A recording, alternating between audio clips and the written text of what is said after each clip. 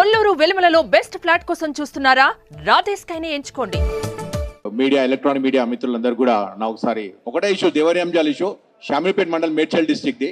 మొన్న అంటే మేము సోమవారం నాడు ప్రజావాణిలో సార్ను హైడ్రా కమిషనర్ గారిని కలిసిన వెంటనే సార్ అంటే మేము 2021 నుంచి కూడా పెట్టుకున్న అప్లికేషన్స్ లేవు, మాకు తుమ్ముకుంట మున్సిపాలిటీ వస్తుంది, తుమ్ముకుంట మున్సిపాలిటీ కమిషనర్ గారికి ఇవ్వడం జరిగింది, అక్కడ ఉన్న స్థానిక మండల్ ఎంఆర్ఓ గారికి తహసీల్దార్కి ఇవ్వడం జరిగింది, అక్కడ ఆర్డీఓ గారికి, కలెక్టర్ గారికి, జిల్లా కలెక్టర్ గారికి.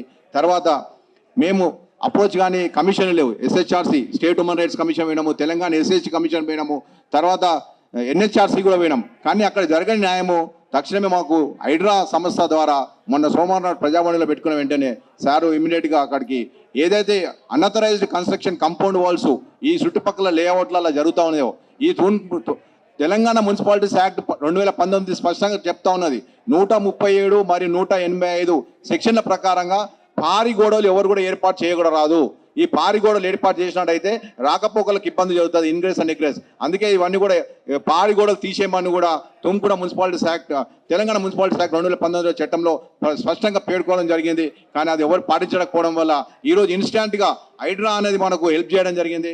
ఈరోజు Hyderabad disaster response and assess monitoring and protection team వాళ్ళ పొద్దున 5 గంటలకు వచ్చి కూడా వాళ్ళంతా హార్డ్ వర్క్ చేసి మనకు హెల్ప్ చేసినందుకు మేము అందరికి మనస్ఫూర్తిగా ధన్యవాదాలు తెలియజేసుకుంటున్నాం. ఈ హైడ్రా అనేది ఉంటే ఇన్స్టాంట్గా రిలీఫ్ కల్పిస్తుంది, ప్రజలకు క్షేమం కోరుతుందని కూడా మేము కోరుకుంటూ మాకు ఈ అవకాశం కల్పించిన మిత్రులకు, పత్రికా విలేకరులకు, ఎలక్ట్రానిక్ మీడియా అందరికీ కూడా ధన్యవాదాలు తెలియజేసుకోవడం. నమస్కారం. సుమన్ టీవీలో మీ పర్సనల్ అండ్ బిజినెస్ ప్రమోషన్స్ కోసం కింది నెంబర్కి కాంటాక్ట్ చేయండి.